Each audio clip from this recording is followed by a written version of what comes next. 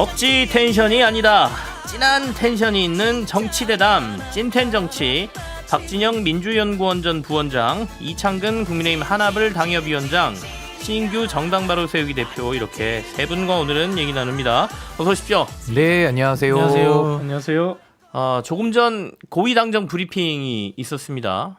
주식 양도소득세 대주주 기준 문제 오늘 결론을 못 내렸다고 하는데 추이 지켜보고 숙고하겠다라고 얘기를 했습니다. 빨리 좀 결론을 내려줘야 할 것 같은 마음도 있는데 어떻게 보십니까? 좀 더 깊이 있는 논의가 필요하다는 말씀이시고, 근데 형평성으로 들이대면 사실은 주식으로 돈 많이 번 사람들 과세하는 게 맞지 않느냐라는 논리도 맞을 것 같기도 한데, 신규 대표 의견까지 듣고 우리가. 그러니까 저는 사실 주식시장이 그동안에 좀 코리아 네. 디스카운트라고 해서 상당히 저평가돼 있었고, 뭐 PBR 같은 경우도 다른 우리나라보다 훨씬 더 경제적인 규모가 낮은 나라들보다도 우리가 또 낮게 형성되어 있었기 때문에 이걸 어떻게 그럼 신뢰를 끌어올릴 네네. 것이냐, 이런 다양한 방안들이 이야기되던 과정이었고, 또 이재명 정부 출범 이후에 정말 코스피가 아주 상승 곡선을 그리면서 또 상법 개정안도 여야가 합의를 했고, 이러면서 굉장히 그 소액 투자자들이 그 환영을 했고, 특히나 부동산 가격을 제대로 이제 한번 잡아보겠다라고 네. 하면서 그 유동자금들이 이제 코스피 시장으로 몰려가려던 그 찰나에 왜 저는 이 가장 최후순위에 논의돼야 되는 이 세제에 관련된 금액을 가지고 논의를 붙였는지가 저는 일단 좀 의문이 많이 들고요. 우리가 보통 교육제도에 대해서도 뭐 정시수시 비율 가지고서 항상 논쟁이 많은데, 그거 들어가기 시작하면 완전히 논쟁이 산으로 가버리거든요. 그렇다면 지금은 이재명 대통령께서 말씀하신 네. 이 주식시장 선진화 방안을 놓고 아주 다양한 토론과 오히려 주식시장이 더 많은 분들의 관심을 받는 쪽으로 정책의 방향성이 일관되게 가야 되는데, 지금은 투 시그널이 지금 시장에 동시에 가고 있는 거 아니냐. 거기다가 오늘 고위 당정대 회의까지 했는데 이 부분을 결정을 매듭을 못 졌다라는 것은 전 시장에 상당히 좀 안 좋은 악영향을 줄 수가 있다. 전 이 부분은 오늘이라도 좀 결론을 빨리 네. 내서 좀 안정화를 시키는 게 낫지 않았나라는 좀 아쉬움이 좀 강하게 남습니다. 그러니까요. 빨리 결론을 내려주면 좋겠는데, 다른 중요한 것도 많은데 이쪽으로 그냥 관심이 좀 쏠리는 것 같아서 다른 얘기도 좀 해보겠습니다. 이재명 대통령 광복절을 앞두고 첫 사면을 이제 하는데요.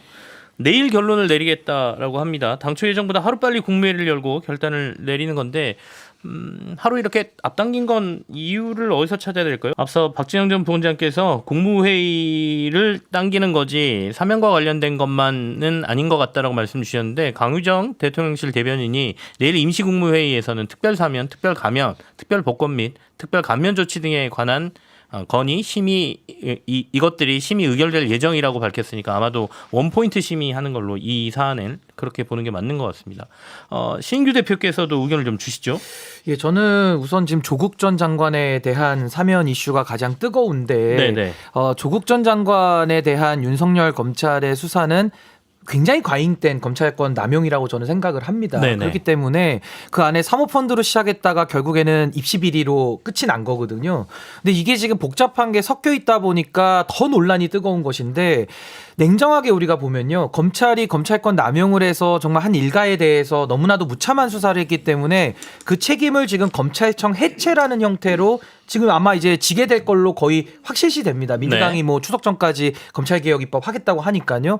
그렇다면 조국 전 장관의 입시비리 문제에 대해서 만약에 증거 조작이나 정말로 잘못된 그 재판 과정이 있었다라고 한다면은 전 재심으로 바로잡는 게 그게 더 맞는 거 아니냐, 이런 생각이 들어서 저는 이번에 조국 전 장관을 놓고 사면으로 나아가는 방법론 자체에는 전 조금은 좀 고민이 더 필요하다라는 생각이 들고요. 동시에 대통령의 사면권은 또 고유 권한이거든요. 그렇기 네. 때문에 정치적 부담을 감수하더라도 대통령이 하시겠다고 하면은 또 그거는 되는 거니까 거기에 대해서는 이제 국민들이 또 아마 또 메시지를 낼 텐데, 저는 개인적으로는 정치인의 사면이라는 것은 어느 정권을 떠나서도 저는 최대한 좀 자제돼야 된다라는 생각이 들고, 과거에도 DJ 대통령께서 전두환 사면 복권을 해줬는데도 국민통합적 효과는 없었거든요. 그렇기 때문에 저는 이 사면이라는 것은 좀 극도로 자제돼서 써야 되는 거 아니냐. 그리고 지금 이재명 대통령 국민주권 정부가 출범한 지 2달이 간 넘었는데, 지금 상황에서 이 사면론을 가지고 정치적인 네네. 쟁점과 공방하러 가는 것이 또 맞느냐, 이런 좀 의문도 좀 남습니다. 사실 조국 전 대표가 가지고 있는 여러 가지 의미, 그다음에 사면되고 났을 때의 정치권에 불어올 후폭풍이라고 표현을 해야 되나요? 그러니까 당장 지방선거부터 시작해서 보궐선거 출마를 하느냐, 그다음에 나중에 민주당하고 조국혁신당하고 조국혁신당하고 또 이렇게 합당이 되느냐 뭐 이것까지 막 온갖 시나리오들이 만들어지는 거잖아요. 어떻게 보십니까? 그러니까 이제 네. 그 앵커께서 말씀하신 부분이 냉정하게 아마 현실일 거고요. 만약에 사면이 된다면 네. 당장 그 정치권의 물골 파장은 굉장히 클 겁니다. 왜냐하면 당장 내년에 지방선거를 앞두고도 이제 조국혁신당과 또 민주당 이렇게 다 나눠져 있기 때문에 아마 뭐 앞으로 민주당과 조국혁신당이 또 합당을 하는 것이니 뭐 이런 얘기들이 계속 나올 수밖에 없는 거거든요. 그렇기 때문에 저는 정치적인 갑론을박이 많은 사안 그리고 5대5로 양분된 상황에서 사면을 했을 때 이게 가져올 오히려 국민 분열적 효과가 훨씬 더 크지 않느냐. 그렇다라고 한다면은 저는 진보 진영에서는 조국 네. 전 장관에 대한 인식이 상당히 검찰권의 남용에 대한 피해자고 저도 그 부분에 대해서는 크게 공감하는 바가 있기는 합니다만은 그렇다 손치더라도 이거를 대통령에게 부여된 국민주권 정부의 모두의 대통령으로 지금 세워지신 우리 이재명 대통령께서 사면권을 행사해서 이거를 했을 때 저는 그 후폭풍이 저는 굉장히 좀 부정적으로 많이 나타날 가능성이 매우 있지 않느냐. 그래서 이런 부분을 좀 우려하는 국민들의 목소리도 꽤 있다라는 부분은 전달을 드리고 싶습니다. 유튜브 생중계로도 함께하고 있는 생방송 김치영의 뉴스 아이키 기부 박진영, 이창근, 신인규 이렇게 세 분과 찐텐 정치 계속 이어가겠습니다. 앞서 이제 8.15 특사 관련된 얘기를 좀 하고 있었고요. 국민의힘에서도 송원석 비대위원장이 3명의 인물 명단을 사면을 요청했다라는 이제 문자가 공개돼서 뭐 이런저런 논란이 있었고 이게 조국 전 대표를 특사 명단에 포함시키는 일종의 빌미를 준 거 아니냐라는 해석이 있다라는 얘기를 좀 하고 있었습니다. 신인규 대표 말씀도 좀 듣죠. 그러니까 어떻게 보면 송원석 네. 비대위원장의 그 이중성이라고 할까요? 그 국민들 앞에서는 민생 사면만 해야 된다라고 하면서 뒤에서는 대통령 비서실장에게 그 텔레그램을 해서 이제 본인들 원하는 인물들, 지금 우리 이창근 위원장님 말씀하신 정말 질 낮은 범죄를 범한 사람들을 갖다가 사면 복권해달라? 이게요, 국민들의 눈높이에서 어떻게 보이겠습니까?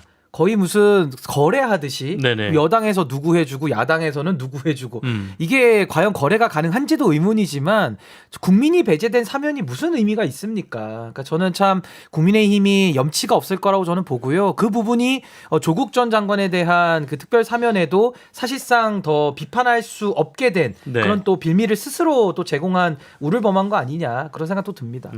이 정찬민 전 의원은 그 삼자뇌물 수수 혐의잖아요. 3억 5천만 원대. 이게 징역 7년 받았고요. 정창민 전 의원이 그랬고 홍문전 의원은 사학재단 이사장 재직하면서 교비 52억 원 횡령한 혐의.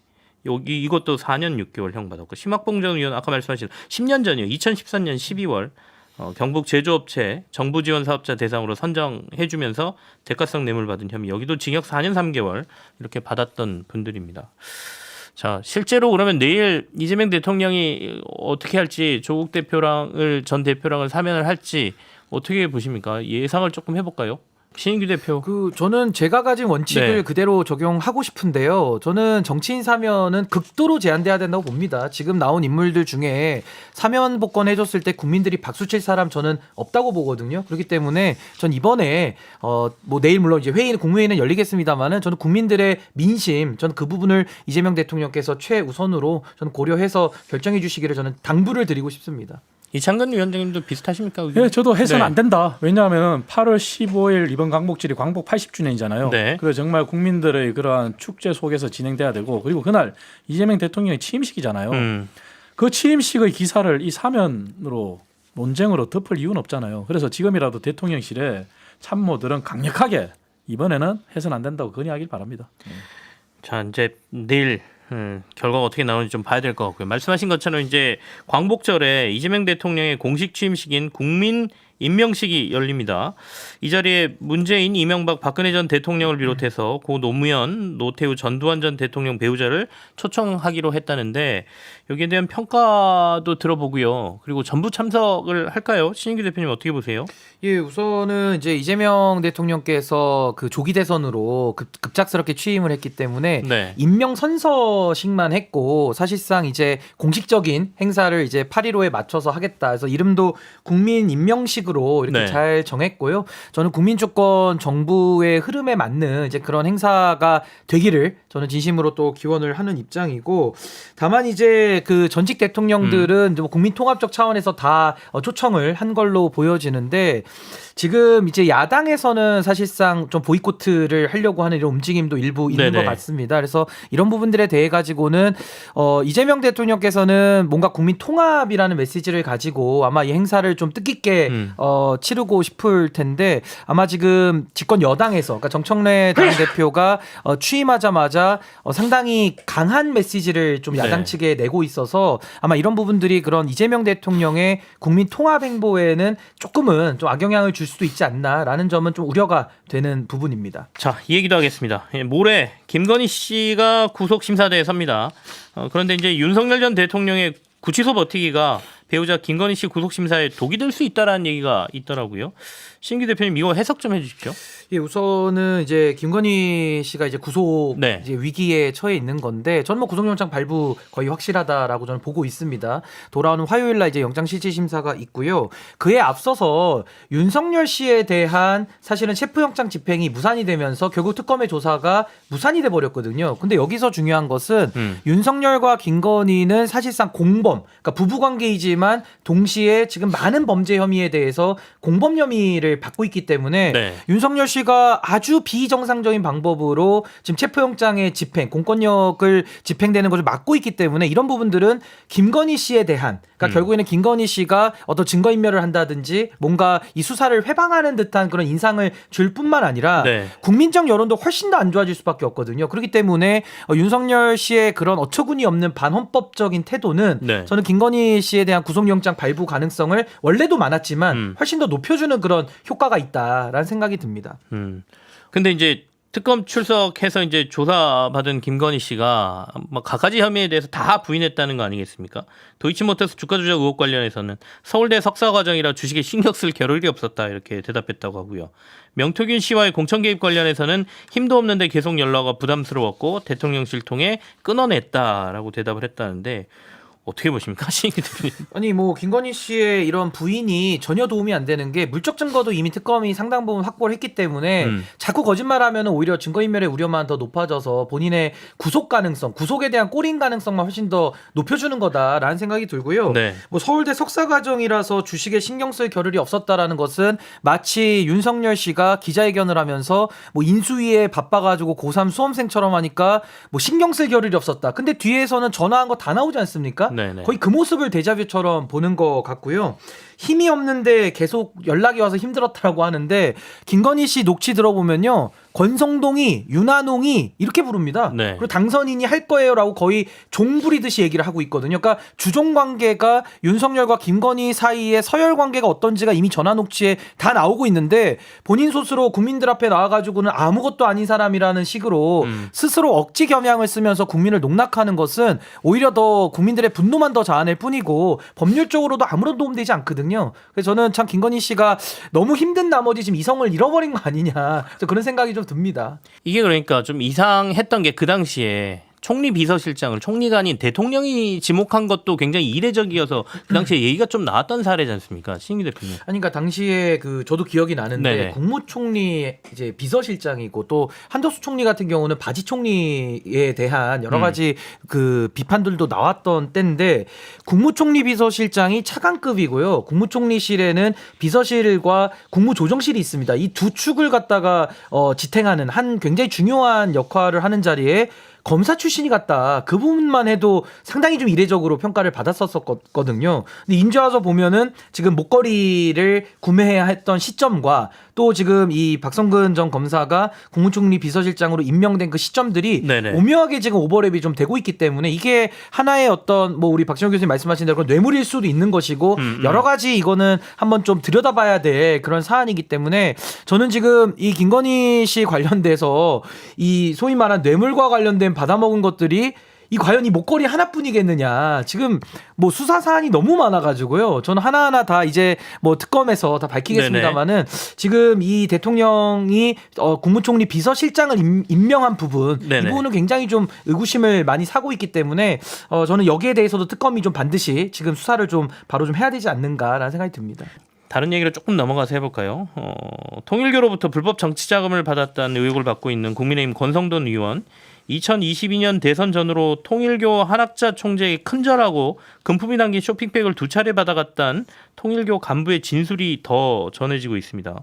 권성동 의원 추가 해명은 안 하고 있는데 택배기사 말씀하셨으니까 그러니까 지난달 22일입니다. 그러니까 택배기사 한 사람이 권성동 국민의힘 의원에게 택배 배송을 하게 됐는데 이거 이제 그 비서관이 이 택배기사가 아니고 윤 전 본부장인 줄 알고 이 택배기사한테 전화해가지고 조사받고 나오시면 의원님이 통화 좀 하고 싶다고 합니다라고 얘기하니까 저 택배기사인데요. 그러니까 아이고 죄송합니다. 그러고 끊어버린 거잖아요. 이게 녹취가 돼가지고 지금 언론에 보도된 거니까 얼마나 황당한 일입니까.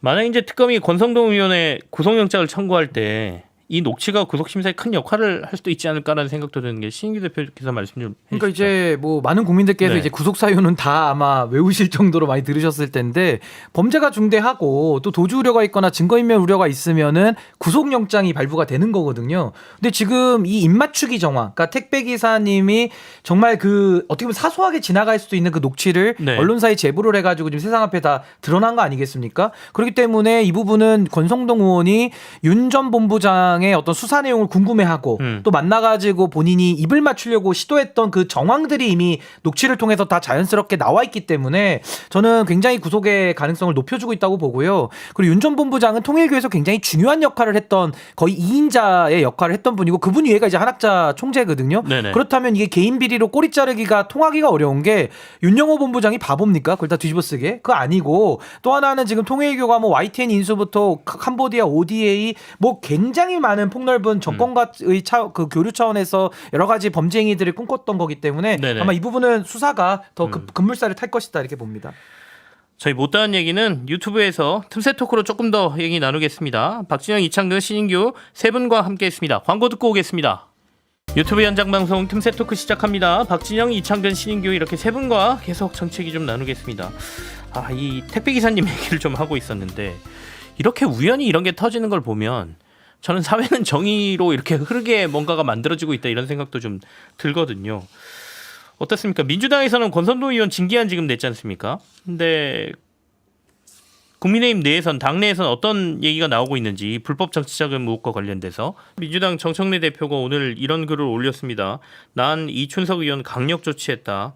국민의힘은 전환길뿐만 아니라 권성동, 추경호 등 의혹 당사자들 강력히 조치해라. 또 국민의힘 정당 해산도 거듭 강조하는 이런 글을 올렸거든요. 신규 대표 의견도 좀. 근데 저는 이제 네. 정청래 신임 민주당 대표의 네. 발언에 대해서 저는 많은 분들이 공감하는 내용이라고 생각을 하거든요. 근데 다만 이게 이제 당 대표의 지위에서 했을 때는 말의 무게감이나 책임이 더 강해지기 때문에 그 발언이 오히려 국민의힘에 지금 잘못된 방향으로 가고 있는 사람들한테 오히려 더 싸울 명분과 더 정당화를 줘서 사실 우리가 말이 센 게 지금 중요한 게 아니라 정치를 제대로 해서 국민의힘이라는 정말 그 잘못된 세력을 네네. 다시는 국민들의 눈에서 보지 않도록 만드는 것이 더 국민들이 지금 바라는 거 아닌가. 그러니까 이 부분은 조금 더 우리가 좀 면밀하게 좀 생각을 잘 해봐야 될 부분 같고요.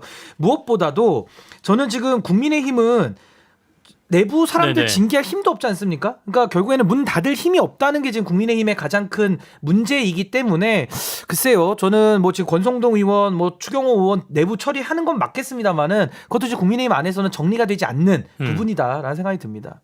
지금 국민의힘은 당대표 후보 TV 토론 이제 막 끝났다고 하네요. 당연히 뭐 예상들은 하셨겠지만 찬탄과 반탄 입장이 그대로 갈리면서 공방이 좀 있었던 것 같고요.